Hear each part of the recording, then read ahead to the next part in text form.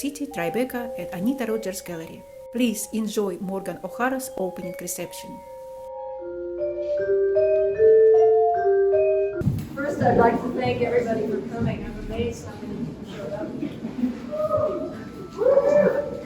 Yeah, that's good.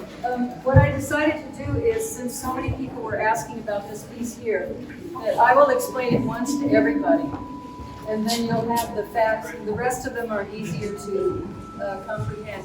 You know that all of the drawings that are done here have been done where I track the movement of the hands of musicians while they're performing. So I draw with pencils in both hands, and the musician has two hands, and I try to do whatever their hands are doing with the pencils.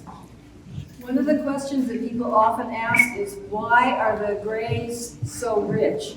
And this is because graphite, they're all done with graphite. Graphite is a mineral that comes out of the earth, and in every part of the world, it comes out a different color and a different texture and a different density. And so whenever I travel, and I do a lot of work internationally, I buy pencils, and then I keep them all together in a kind of a mess, and keep them sharp, but they're all from different parts of the world, and so the different graphites, when they're superimposed one on top of another, create this kind of particular patina.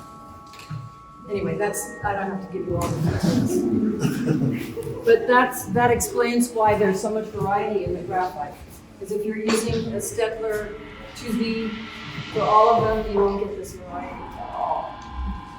And also I choose them at random. You know, I sharpen them all, leave them next to me, and then I grab them at random, and so then they deliver what they deliver. And it's a surprise to me too, because I don't look at the drawing while I'm doing it. I look at the person that I'm drawing. I want to explain this series here because it's the first time it's ever been shown. When I was 20 years old, I met John Cage in Los Angeles. That started off a whole exciting and very interesting conceptual development, I guess you could say, and listening to music and meeting musicians. And so I saw the first performance of a piece that was called Rainforest, which was composed by David Tudor. And the situation was that there are lots of objects hanging in a space. And they're all like ladders, a great big old hard drive, all kinds of equipment, any kind of thing that the musicians chose. And they were suspended in space, and then from that, a cord went from that object to a composer's computer. And the audience who walked through was allowed to like bang on stuff or wiggle it or whatever to activate it. And so then that activation of energy got transferred from the object into the computer. And then that became part of the algorithm that the composers were using to make conceptual music. And so this particular one, I was walking around, I was just shopping in Midtown, and I ran into a musician friend who said, today, right now, Rainforest 4 is happening at Lincoln Center. And I didn't even have time to go home and get my equipment. I just went to the closest art supply store, and the only thing they had was this Architect's Vellum and some 2B pencils. So I bought that, and I went right to the space, and I spent 12 hours drawing. Each one of these drawings is the movement in the space over a 1.5 hour period.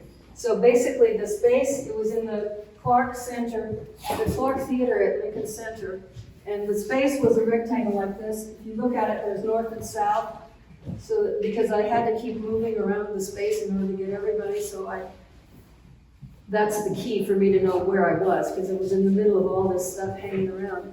This one here is a drawing of what was hanging. So if you look at this up close, you'll see there's a small wagon wheel, a back cauldron, a copper still, a small organ pipe, a 55-gallon drum, a large wagon wheel. So there are all these different things that were hanging in space, and then these cords were going to the composer's computers. So this is the 1.5 hours of all the movement in the space, including the audience. So the musicians are sitting at their stations around the sides of the room, and the people are walking around and sounding these things. And so then this is another one, which is an hour and a half, and an hour and a half. So that's the record of that Rainforest 4.